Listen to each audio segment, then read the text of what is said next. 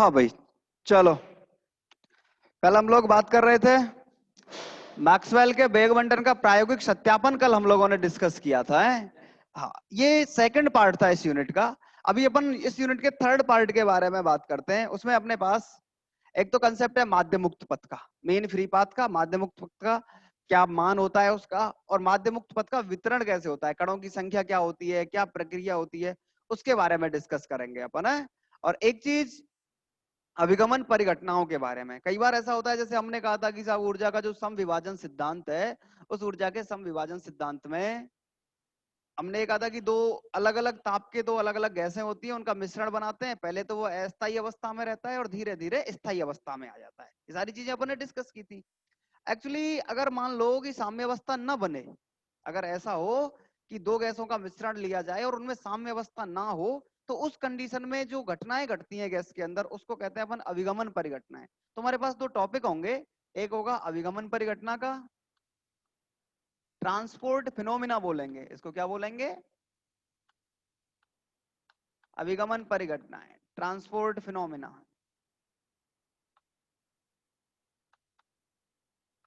इसमें क्या होगा? चीजों का आदान प्रदान होगा। ट्रांसपोर्ट का मतलब स्थानांतरण होगा, वेग का स्थानांतरण होगा, ऊर्जा का स्थानांतरण होगा, अणुओं का स्थानांतरण होगा। ठीक है, तो सबसे पहले एक होगा वेग का स्थानांतरण। वेग कहें या संवेग कहें, क्योंकि अणु है, गैस का पार्टिकल है, तो गैस के पार्टिकल का तो द्रव्यमान होता है। अगर किसी वेलोसिटी से चलेगा तो संवेग बन जाएगा। ठीक है, तो एक तो क्या वेग और संवेग का स्थानांतरण होगा। इस वेग और संवेग के स्थानांतरण से जो अभिगमन की परिघटना होगी, उसको अपन कहेंगे श्यानता। क्या कहेंगे? क्योंकि द्रव या गैस या द्रव जो भी है, उसके प्रवाह का जो विरोध करता है वो क्या होती है? श्यानता होती है। सिंपल सी बात।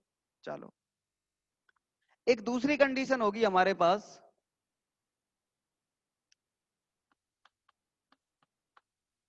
ऊर्जा। या ऊर्जा कहें या ऊष्मा कहें, क्योंकि अलग अलग ताप की लेंगे तो ऊष्मा का स्थानांतरण ज्यादा ठीक वर्ड है। ऊर्जा का या ऊष्मा का क्या होगा? स्थानांतरण होगा। उस ऊष्मा के स्थानांतरण से जो अभिगमन की परिघटना उत्पन्न होगी, उसका नाम होगा ऊष्मा चालन। उसको क्या कहेंगे अपन? Thermal conductivity. ऊष्मा का चालन होगा। एक तीसरी प्रक्रिया और होगी अपने पास, अणु के घनत्व के बारे में। जैसे भाई कहीं अणु का घनत्व ज्यादा है, कहीं अणु का घनत्व कम है। ठीक है, घनत्व। या फिर उसका एक और सिस्टम होगा, एक और वर्ड उसको यूज करेंगे, द्रव्यमान का स्थानांतरण होगा। अणुओं का घनत्व परिवर्तित होगा या फिर द्रव्यमान का क्या होगा? स्थानांतरण। उच्च घनत्व से निम्न घनत्व की ओर अणु क्या होते रहेंगे? ट्रांसफर होते रहेंगे। इसमें क्या होगा? उच्च ताप से निम्न ताप की ओर अणु क्या होंगे? स्थानांतरित होंगे। इसमें क्या होगा? अधिक संवेग से कम संवेग की तरफ अणु क्या होते रहेंगे? स्थानांतरित होते रहेंगे। और इससे जो अभिगमन की परिघटना उत्पन्न होगी, इसको कहते हैं विस्कोसिटी, शांता, ऊष्मा का चालन, और इसको कहते हैं विसरण, डिफ्यूजन। उच्च अणु घनत्व से निम्न अणु घनत्व की तरफ अगर पार्टिकल निकलते हैं तो उसको अपन क्या नाम देंगे? विसरण नाम देंगे। ये तीन। ठीक है, एक तो इन तीन घटनाओं के बारे में बात करेंगे। ये तीनों की तीनों घटनाएं क्या हैं? अभिगमन की परिघटनाएं। और इनके अपन फॉर्मूले यूज करेंगे जो हमें सीधे न्यूमेरिकल्स में काम आएंगे। ठीक है, सबसे इंपॉर्टेंट जो पार्ट हमारे पास है वो है माध्य मुक्त पथ।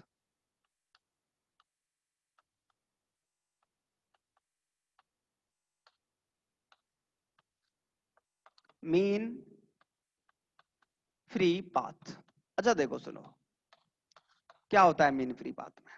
सिंपल सी परिभाषा उसकी मुक्त पथ की ये होती है कि अगर मान लो जैसे गैस के पार्टिकल हैं, गैस में बहुत सारे पार्टिकल भरे रहते हैं, कोई पात्र है उसमें गैस भर रही है, तो उसमें गैस के बहुत सारे अणु हैं। अब इन बहुत सारे अणुओं में से कोई एक अणु चलता है, वो एक अणु किसी दूसरे अणु से टक्कर करेगा, फिर आगे चलेगा, फिर किसी और अणु से टक्कर करेगा। तो बिना टक्कर के वो जितनी दूरी चलता है, उसे अपन क्या कहते हैं? मुक्त पथ कहते हैं। ठीक है, गैस के अणु के द्वारा बिना टक्कर के, मीन्स टक्कर ना करे, बिना टक्कर के चली गई दूरी। ठीक, या तो इसको अपन मुक्त पथ कहेंगे, या फिर दूसरी परिभाषा क्या है? एक और वर्ड बोलता है, वो कहता है दो क्रमागत टक्करों,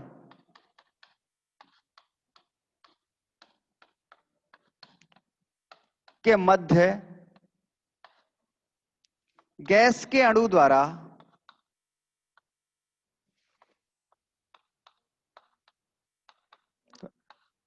चली गई सरल रेखीय दूरी,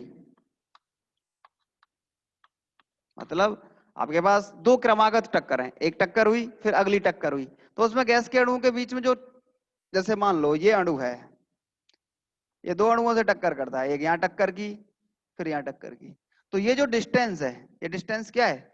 माध्य मुक्त पथ है, जो सरल रेखा की दूरी है। ये डिस्टेंस भी क्या है? माध्य मुक्त पथ है या मुक्त पथ है, माध्य मुक्त पथ नहीं, मुक्त पथ है, जो सरल रेखा में जो दूरी चली है। अगर मान लो ऐसे बहुत सारी कंडीशन हमारे पास हो, एक पार्टिकल है, ये ऐसे कई सारे गैस के पार्टिकल से क्या करे, अगर टक्कर करे, ऐसी स्थितियां हो, ये डिस्टेंस L1 मान लेते हैं, ये डिस्टेंस L2 मान लेते हैं या L3 मान लेते हैं, और ऐसे करते करते और भी अगर मेरे पास अगर डिस्टेंस हो, इसको L4 माने और इसको Ln मान लेते हैं, ठीक है। और अपन को पता चले कि टक्करों की संख्या कितनी है, भाई जितने अणु होंगे उतनी टक्कर पॉसिबल है, कम से कम गैस में जितने अणु होंगे उतनी टक्कर तो कम से कम हो सकती है, ठीक है। तो इसके बारे में बात करता है माध्य मुक्त पथ, फ्री मीन पाथ, शो करते हैं लैम्बडा से। माध्य मुक्त पथ को शो किससे किया जाता है? लैम्बडा से। वैल्यू क्या होती है? L1 plus L2 plus L3 dash dash Ln upon n, ये होता है माध्य मुक्त पथ का फॉर्मूला। अगर मान लो ये जो सारी की सारी डिस्टेंस है, इसको ऐसे भी तो लिखा जा सकता है, lambda equal to summation Li और I equal to 1 to n, और इसी को अपन एक डिजिट दे देते हैं अपॉन n, और इसको कह देते हैं कैपिटल L, ठीक है। तो लैम्बडा का एक वैल्यू हमारे पास क्या हो जाएगा? L अपॉन n, और L क्या है? सभी टक्करों में चली गई सरल रेखीय दूरी, वो सरल रेखा में होनी चाहिए, वो डिस्टेंस कैसी होनी चाहिए? लीनियर होनी चाहिए।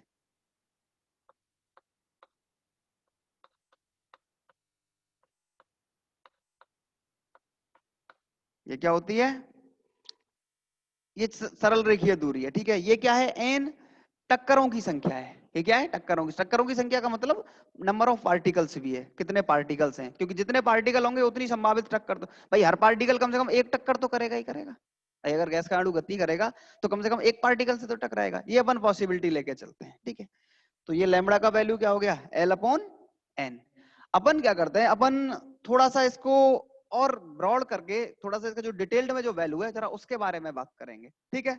चलो जरा देखो एक बार की इसको, कोई प्रॉब्लम हो तो बताओ। बच्चे तो पूछ रहे हैं। हाँ भाई बताओ, समझ में आया कुछ?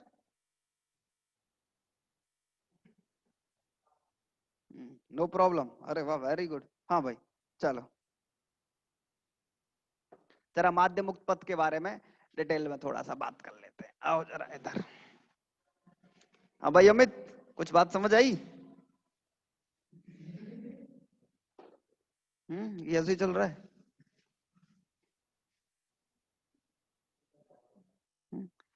हाँ सुनो, अच्छा देखो अपन एक काम करते हैं, अपन काम क्या करते हैं, एक बेलनाकार पात्र लेते हैं। हमारा काम क्या है? हमने एक बेलनाकार पात्र ले लिया साहब,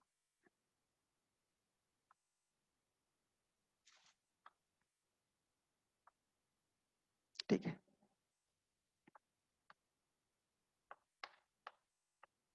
और इसकी जो दूरी है वो क्या है? 2d है, ठीक है।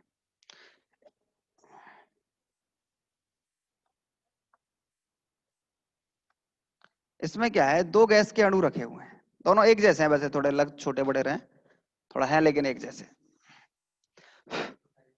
हाँ बनाना पड़ेगा भाई एक ही साइज का।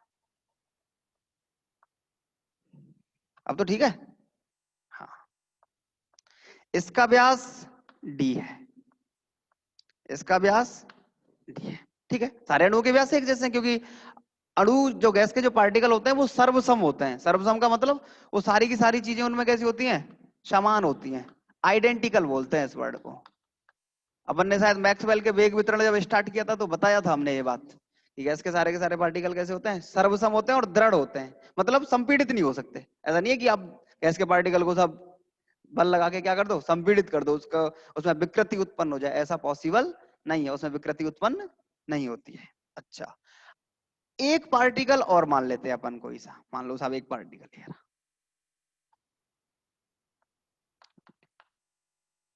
वो एक बात कहता है, वो कहता है जैसे किसी पार्टिकल का केंद्र है भाई, अगर पार्टिकल गोलाकार शेप का है तो उसके केंद्र से डी दूरी पर जो भी पार्टिकल होगा वो उससे टक्कर कर पाएगा। भाई एक पार्टिकल ये रहा, इससे कौन सा पार्टिकल टक्कर कर सकता है? जिसके केंद्रों के बीच की दूरी क्या हो, डी हो। डी से कम तो नहीं हो सकती दूरी, ऐसा थोड़ी एक पार्टिकल दूसरे पार्टिकल में घुस जाएगा, ऐसा तो पॉसिबल ही नहीं। इसका मतलब वो एक लाइन बोलता है, वो कहता है कि किसी पार्टिकल के केंद्र से दूसरे पार्टिकल के केंद्र की दूरी अगर डी होगी तभी वो पार्टिकल दूसरे पार्टिकल से टक्कर करेगा। मतलब दोनों पार्टिकल के या दोनों अणुओं के केंद्रों के बीच की दूरी अगर डी है तब तो वो टक्कर है, नहीं तो टक्कर नहीं कर पाएगा। भाई मान लो ये यहां हो, ये यहां हो, तो ये होती है dy2, इधर ये होती है dy2, दूरी तो d से बहुत ज्यादा हो जाएगी। इसका मतलब अगर दूरी d से ज्यादा है तो टक्कर नहीं होगी, और d से कम होना पॉसिबल नहीं है, क्योंकि एक पार्टिकल दूसरे पार्टिकल में सबमिट थोड़ी होता है, घुसता थोड़ी है भाई, एक पार्टिकल दूसरे पार्टिकल में मिलता ही नहीं है, पार्टिकल अलग अलग होते हैं, सर्वसम होते हैं। इसका मतलब वो ये उसने दो बातें बोली, एक कहा उसने बेलनाकार पात्र है आपके पास, क्या है, बेलनाकार पात्र का है आधार का व्यास, ये उसका आधार होता है, ये क्या होता है, आधारित होता है बेलन का, आधार का व्यास कितना है, इक्वल टू 2d है, ठीक।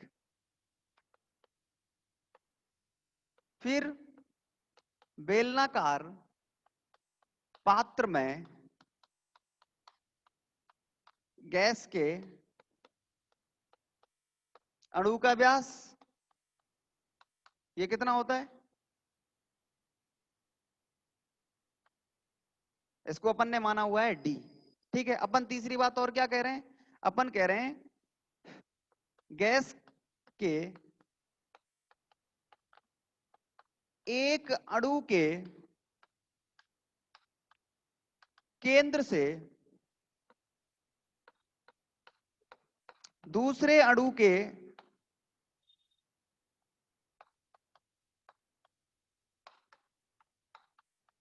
दूरी d होने पर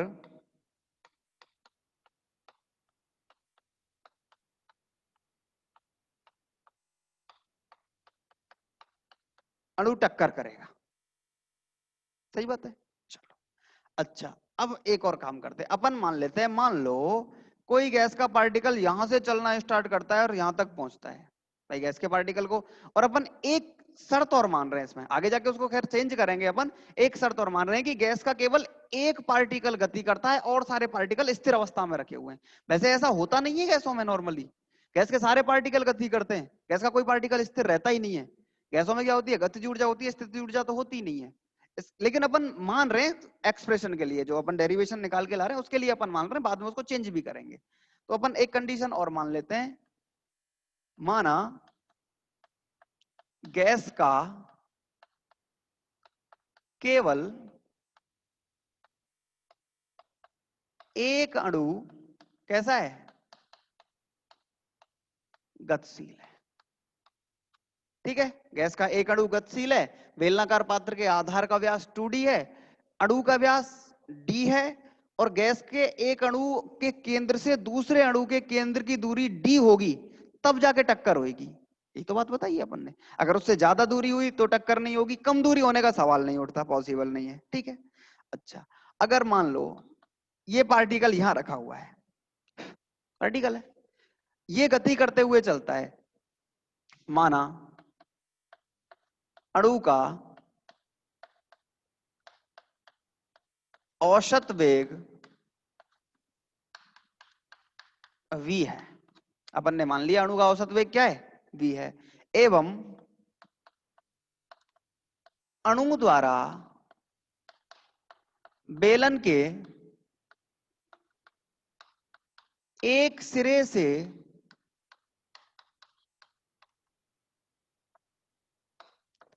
दूसरे सिरे तक पहुंचने में लगा समय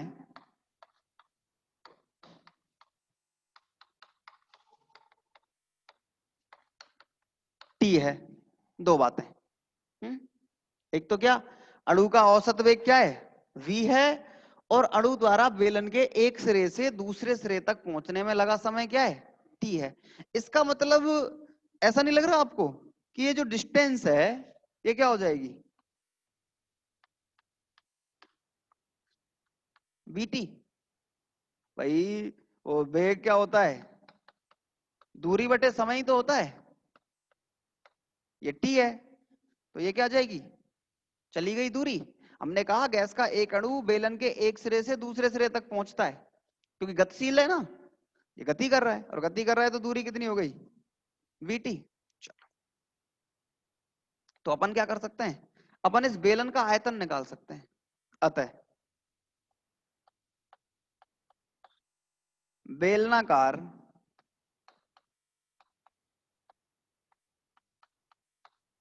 पात्र का आयतन क्या होता है, बेलन का आयतन,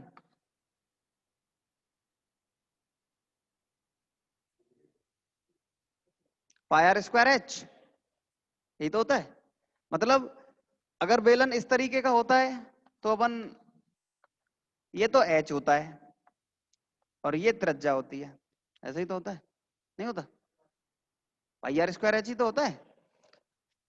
अपन ने इसको ऐसे रख दिया है बस, तो बात तो बरोबर है। ये डिस्टेंस तो एच का काम करेगी, वीटी तो, और ये काय का काम करेगा, ये 2d व्यास है, इसका मतलब ये डिस्टेंस कितनी हो गई, ये त्रिज्या का काम करेगा, तो पाई डी स्क्वायर वीटी।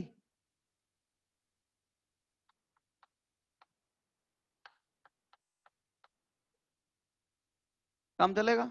चलो अपन एक और काम कर लेते हैं, अपन मान लेते हैं कि इकाई आयतन में परमाणुओं की संख्या n है, ये तो हम पहले भी माने थे।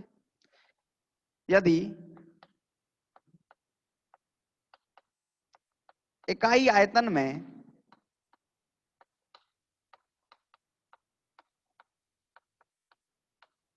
परमाणुओं की संख्या क्या हो, n हो, इकाई आयतन में परमाणुओं की संख्या क्या होगी, n हो, इसलिए बेलनाकार पात्र में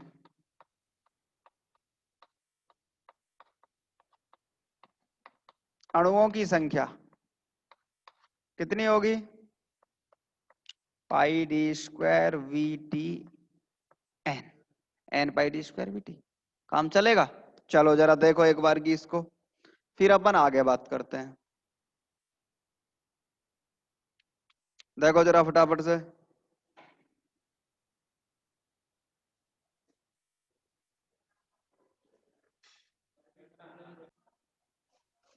आ गया सबको समझ, कोई प्रॉब्लम। चलो अब जरा एक और काम करते हैं।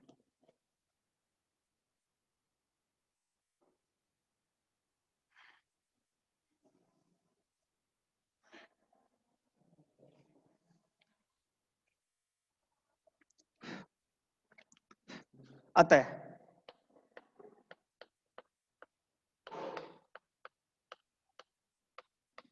दो टक्करों के मध्य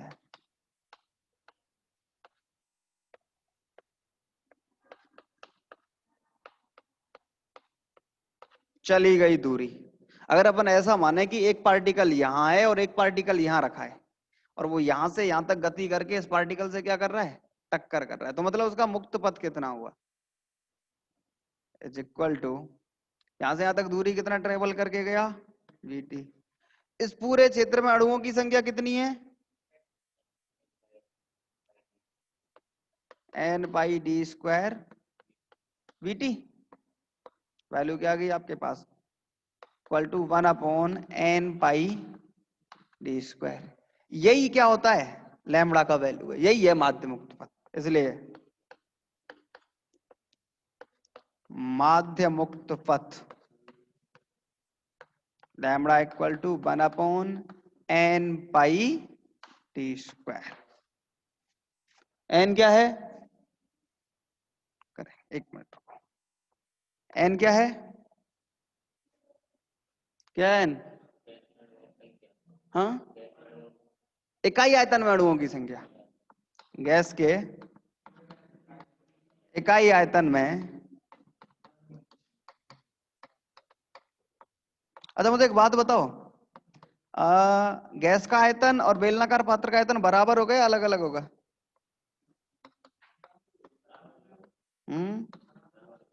अच्छा, और डी क्या है? बेलनाकार पात्र के आधार की त्रिज्या है। चलो, ये क्या हुआ आपके पास, मुक्त पथ हुआ, माध्य मुक्त पथ, lambda equal to 1/n pi D square. अच्छा देखो, लेकिन अपन ने माना यह है कि गैस का केवल एक अणु कैसा है, गतिशील है, लेकिन ऐसा होता नहीं है, गैस के तो सारे के सारे अणु गतिशील होते हैं। हाँ चलो,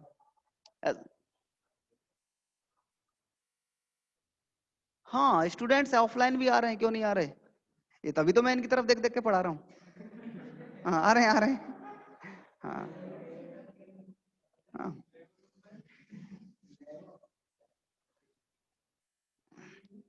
बच्चे, हाँ तो लैम्बडा का वैल्यू क्या हो गया, 1/n पाई डी स्क्वायर। अब एक बात लिखेंगे, चूंकि गैस में सभी अणु क्या होते हैं, गतिशील। ऐसा थोड़ी है गैस का एक अणु गतिशील हो, गैस के तो सारे के सारे अणु गतिशील होते हैं, और अगर गैस के सारे अणु गतिशील हैं तो प्रायोगिक रूप से इसका जो वैल्यू निकलता है, अतः माध्य मुक्त पथ जो फ्री मीन पाथ होता है, लैम्बडा का वैल्यू होता है 1/√2n पाई डी स्क्वायर। आपको ये याद रखना है, ठीक। लैम्बडा इक्वल टू क्या होता है, 1/√2n पाई डी स्क्वायर। ध्यान यही रखना है, एन क्या है, इकाई आयतन में अणुओं की संख्या। अभी आगे काम पड़ेगा इससे अपना, है चलो देखो जरा फटाफट से, कितने ऑफलाइन, 1 2 3 4 5 6, हाँ ठीक है। चलो अभी एक बार की आप लोग वो क्या कहते हैं, रिजॉइन कर लेना है, फिर आगे बात करेंगे।